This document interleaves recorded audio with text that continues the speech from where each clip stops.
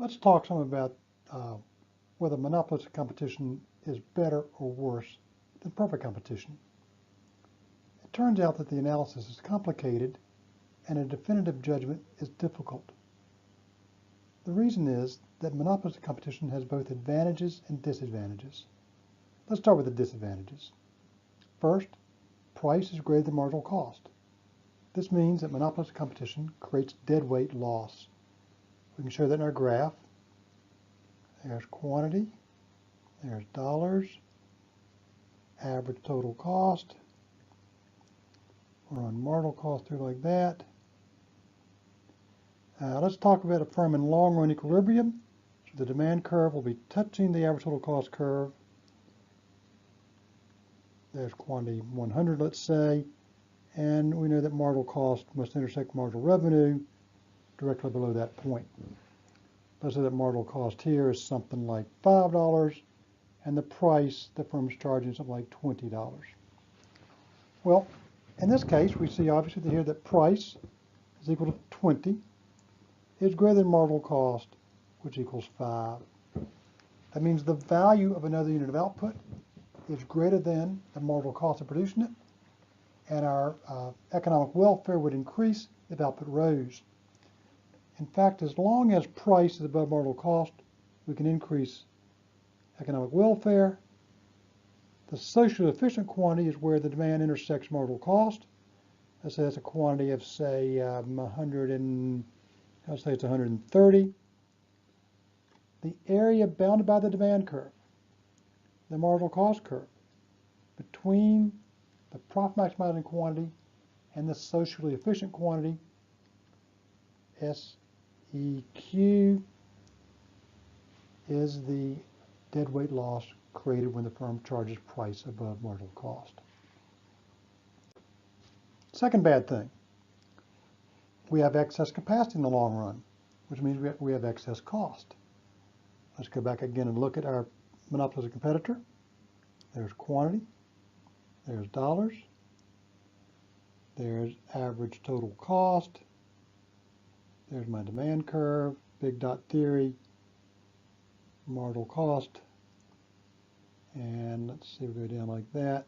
Let's say that's a 60, so marginal revenue has to intersect marginal cost there. Let's say that's 5. This would be less than like 20 again. All right, but look, so what the firm's going to do in the long run, its average total cost will equal the price it's charging, which is $20. The minimum average total cost is something like $15.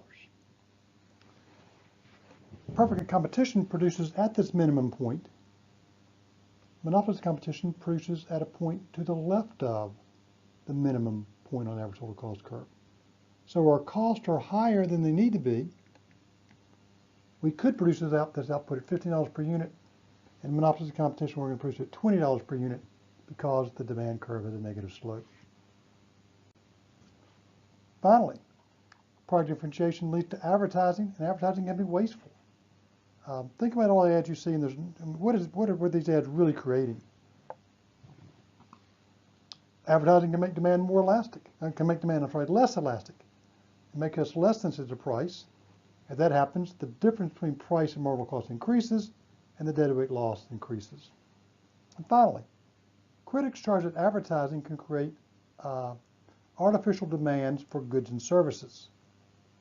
These aren't real demands. We're just buying it because some advertiser has led us to do it. I'll leave that debate to another class. The good. Product differentiation increases the variety of products available to consumers and helps them purchase more precisely what they want. General Motors planted Ford as the dominant automobile producer by offering many versions of and options for their cars. Consumers chose GM despite the extra cost GM incurred by having so many varieties. I happen to like, I'm a beer enthusiast. If we standardize beer, if we decided all beer had to be, for example, at American lager, you could probably get American lagers cheaper in that case, then you can get them now. All firms would be producing at the minimum average total cost. Cost would be lower, price would be lower. But the problem is, then would be, I couldn't find a nice barley wine on a cold winter night to eat with my dessert. I'd have to drink an American lager, which doesn't go nearly as well with a good piece of carrot cake. So product differentiation may give firms some pricing power. It also gives consumers the ability to find more precisely what they want to buy. Finally, advertising can be good.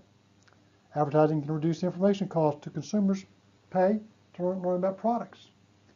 Imagine driving without a smartphone in a rural area on an interstate highway with no signs or billboards for gasoline stations or restaurants.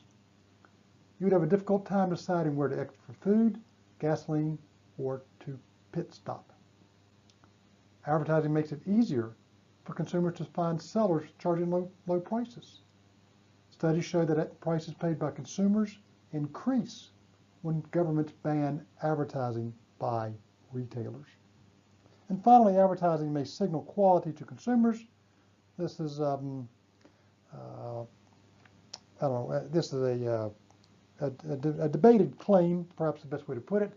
But in many cases, producers who have something good to say about their product have a stronger incentive to advertise than producers who do not. So if your product is better, you have a reason to shout that your product is better to get people to buy you. And when they think it's better, they'll keep buying from you. Again, it's a disputed claim. We'll leave that for another class.